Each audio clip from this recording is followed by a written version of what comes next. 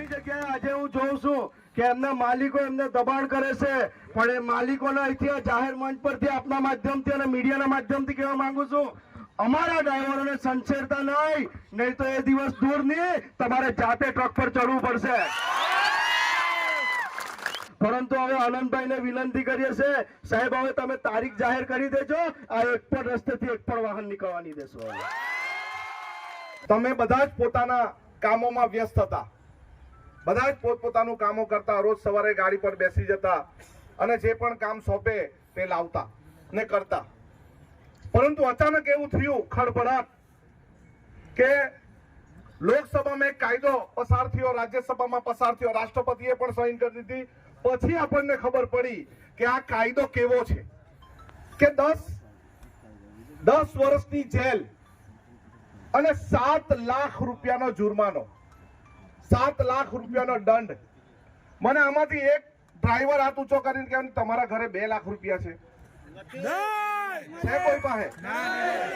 કોઈ પાસે? બીજું, આપણે કોઈ પણ ટ્રક માલિકોના વિરોધમાં નથી। એ માલિક પણ એવું વિચારે કે મારા ડ્રાઈવરને 10 વર્ષની સજા ન થવી જોઈએ, વિચારે ને માલિક? વિચારે। પરંતુ આ સરકાર જ્યારે કાયદો બનાવે ત્યારે કોઈ પણ એસોસિએશનને પૂછવું જોઈએ કે આ ડ્રાઈવરોને પૈસા કેટલા આપે, કે કોઈ એસોસિએશનના કહેવાથી કાયદો રદ નથી થતો। એટલે આપણે પહેલા સમજવાનું છે, સ્થગિત અને રદ એ બે વચ્ચે બહુ મોટો તફાવત છે। કોઈ જાણી જોઈને અકસ્માત નથી કરતું, પણ આ સત્તામાં બેઠેલા એમને પણ ડ્રાઈવરો વગર નથી ચાલતું, પણ કેમ એ લોકોના મગજ ચાલે છે કે દેખાય ને નાના માણસો દેખાય છે। સરકાર પણ જાણી ગઈ છે કે આ બધા સંગઠિત થતા છે, તો એને પણ લોલીપોપ આપવાનું ચાલુ કરી દીધું। શું આપણે આ લોલીપોપ લઈ લેવો છે? લોલીપોપ જોઈતો છે તમને કે કાળો કાયદો રદ કરવો છે? જો આજે જો આપણે સમજી જઈશું તો સમજી લેવાનું કે આવનારું ભવિષ્ય આપણું ખતરામાં છે, આવનારા આપણા પરિવાર પર ખૂબ મોટું જોખમ છે। આ તો આજે કહેશે કે સ્થગિત છે, પાછો ખેંચી લઈશું, પણ આવનારા સમયમાં પાછો એ લોકો કાયદો બનાવી દેશે, પણ આ જ્યાં સુધી નાબૂદ નહીં થાય ત્યાં સુધી આપણે લડતા રહીશું। આ સરકાર ઉપર જે બેઠા છે એક વાણીઓ અને એક ગાંચી, શેના માટે જાણીતા છે? વાણિયા લોકો અને ગાંચી લોકો શેના માટે જાણીતા હોય? લોકોનું શોષણ કરવા માટે। ગામમાં એક વાણીઓ હોય તો આખા ગામને રાઉસ કરી દે, આ તો દેશમાં બેહી ગયા। પેલો એમ કે તડી પાર અને બીજો કે હું તો ફકીર છું, આપણે એની પાસે શું અપેક્ષા રાખી શકીએ? અરે ઘરની પડેલી નથી, બૈરીની પડેલી નથી, તો બીજાની તો શું ગણતરી રાખવાનો? હાલમાં જે મુદ્દો ચર્ચાયો છે તે ડ્રાઈવરોના લઈને, જે સરકારે ડ્રાઈવર પર જે કાળો કાયદો લગાવવામાં આવ્યો છે તેના લઈને જે સમગ્ર વિસ્તારમાં ડ્રાઈવર લોકોમાં જે ઉગ્ર વાતાવરણ અને રોષ જોવા મળી રહ્યો છે, ત્યારે આજે નવસારી ખાતે ઠેર ઠેર વિરોધ પણ જોવા મળી રહ્યો છે। આજે વાંસદા ખાતે, ત્યારબાદ આજે ચીખલી ખાતે પણ વિરોધ જોવા મળી રહ્યો છે અને મોટી સંખ્યામાં ડ્રાઈવર લોકો ઉપસ્થિત થયા છે। ત્યારે સમર્થનમાં જ્યારે વાંસદા ચીખલીના ધારાસભ્યો ધરમપુરથી કલ્પેશ પટેલ અને જે રૂડી ગામ સભાના અધ્યક્ષ રમેશભાઈ પણ આજે ઉપસ્થિત છે, ત્યારે આજે જે ગત રોજ જ્યારે જે સોશિયલ મીડિયામાં અને જે અફવાઓ ફેલાઈ રહી છે કે એ કાયદો રદ કરવામાં આવ્યો છે, છતાં પણ આજે જો અહીંયા મોટી સંખ્યામાં લોકો ઉપસ્થિત છે। આજે અનંત પટેલ સાથે વાત કરીશું, શું માંગણી છે? અમારી માત્ર એક લીટીની માંગણી છે કે આ કાળો કાયદો જે ડ્રાઈવરના વિરોધમાં છે એ હંમેશના માટે રદ કરવામાં આવે અને એવો કાયદો બનાવવામાં આવે કે ડ્રાઈવરને પણ નુકસાની માટે કંઈ વળતર મળે। એના માટે અમે ખાસ જુદી જુદી જગ્યાએ મિટિંગ યોજી છે। અમે 8 તારીખ નક્કી કરી છે, 8 તારીખ સુધીમાં સંપૂર્ણપણે આ કાળો કાયદો પાછો ન લેવામાં આવે તો બધા હાઈવે અમે બ્લોક કરીશું। અને હવે પછી અહીંનું ચીખલી એસોસિએશન, ચીખલીની જે સંઘર્ષ સમિતિ હશે તે નક્કી કરશે કે ચીખલીમાં કઈ રીતનું કામ કરવાનું છે।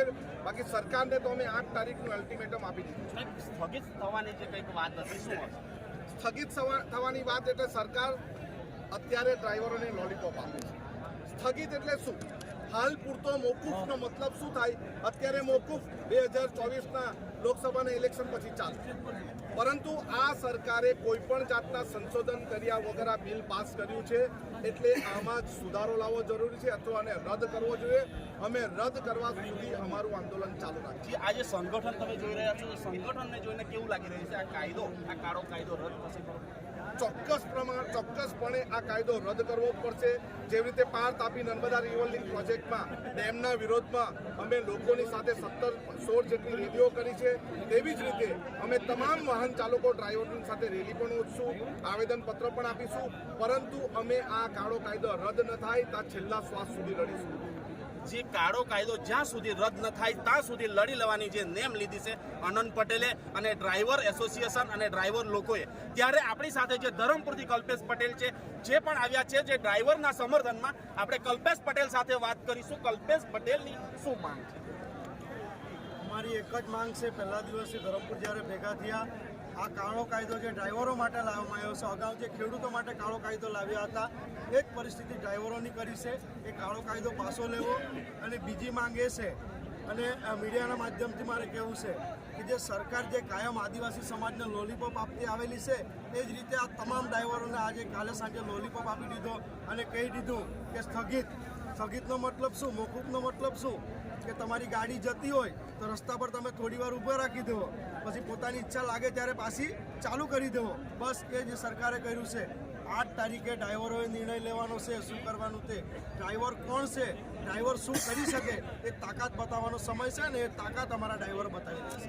આજે સ્થગિતની જે વાત છે, શું સરકારે સ્થગિતની શું નેમ લઈ કાયમ જે કોઈ બી મુદ્દાઓ હોય તે સ્થગિતની જ વાત છે. પાર તાપી રિવરલિંકમાં પણ સરકારના મંત્રીઓ આવીને એમ કહેતા હતા સ્થગિત, પછી મોકૂફ, પછી મુખ્યમંત્રી આવીને જ્યારે એમની રેલો આવી જાય ને, બધાનો સંગઠન એક થઈ જાય અને રેલો આવી જાય ત્યારે એ લોકો પછી રદ કરે કાયમી. અમે પણ સરકારને પાર તાપી રિવરલિંકમાં 16 જેટલી રેલીઓ કરીને ઠેકાણીએ પાડી દીધી હતી.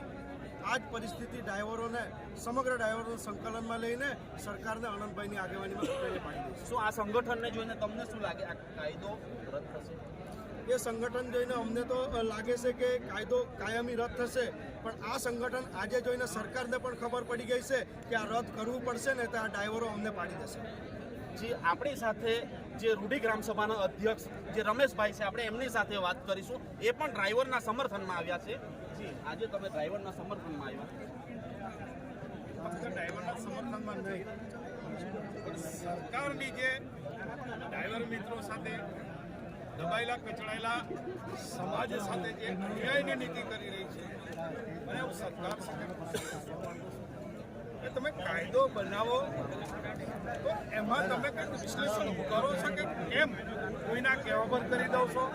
તમારે એટલું તો વિચારવું જોઈએ કે માને ડ્રાઈવરને માલિકો પગાર કેટલો આપે છે, અને 10 થી 12 હજાર રૂપિયામાં એમને એના કુટુંબની જવાબદારીઓ નિભાવવાની છે, એનું ગુજરાન કરવાનું છે.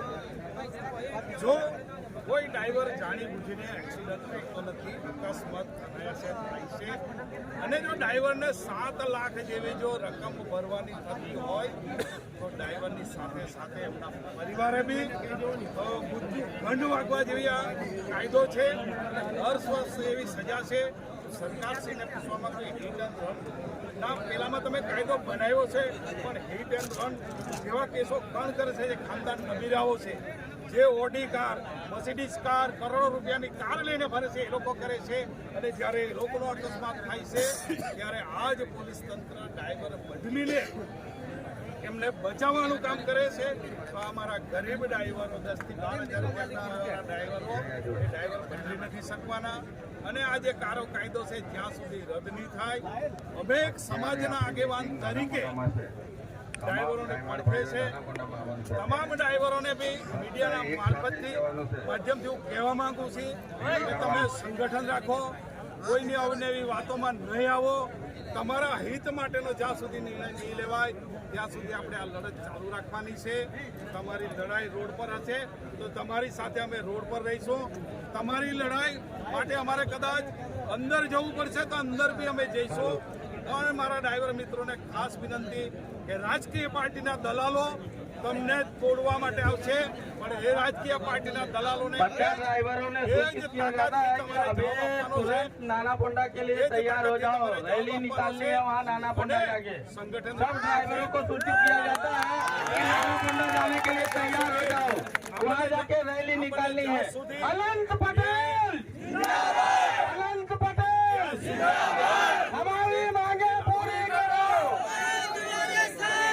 हमारी मांगे पूरी करो। આંદોલન ચક્કાજામ કરવાની વાત છે। 8 તારીખે જે સમગ્ર ડ્રાઈવરો સાથે સંકલન કરીને જાહેર કર્યું છે કે જો સરકાર આ કાળો કાયદો પાછો નહીં લેવામાં આવે તો 8 તારીખે ડ્રાઈવર એ કોણ છે અને શું કરી શકે એ બતાવીશું ધરમપુર। જે ડ્રાઈવર એસોસિએશનમાં પણ જે તમે જોઈ રહ્યા છો ઉગ્ર વાતાવરણ અને જે સમર્થન માટે જે આવ્યા છે આગેવાનો, એમાં પણ જે ઉગ્ર વાતાવરણ જોઈ રહ્યા છો, ત્યારે જે સરકાર કાયમ માટે જે સ્થગિતની વાત કરી રહી છે અને દરેક આગેવાનો અને જે લોકો છે એમને કોણીએ ગોળ લગાવી રહ્યા છે, ત્યારે જે હવે જોવાનું એ રહ્યું કે જે ગત રોજ જે અસર થઈ છે કે જે ડ્રાઈવર લોકોમાં જે વિરોધ ચાલી રહ્યો છે અને જે રોડ પર જે ટાયરો થંભાવી દીધા છે, ત્યારે જે ગત રોજ જે અસર થઈ છે એ દર્શક મિત્રો તમે જોઈ શકો છો। અને સરકારે જે સ્થગિત કરવાની જે કાયદો સ્થગિત કરવાની વાત રહી છે, ત્યારે જે અત્યારનો સમય તો આપણે જોઈ ચૂક્યા છે, પણ આવનાર સમય આપણે જોયો નથી। આવનાર સમયમાં શું થશે એ પણ જોવું રહ્યું। Decision news Gujarati, Manish Dodiya. Decision ન્યૂઝના બીજા વિડીયો જોવા માટે ચેનલ સબસ્ક્રાઇબ કરો અને બેલ આઇકન બટન પર જઈ ક્લિક કરો। સ્વતંત્ર અને આઝાદ પત્રકારત્વની મદદ કરવા નીચે આપેલા થેન્ક્સ બટન પર જઈ ક્લિક કરો। મદદની કિંમત નિશ્ચિત કરો અને ડિસિઝન ન્યૂઝની આ સફરમાં અમારા સાથી બનો।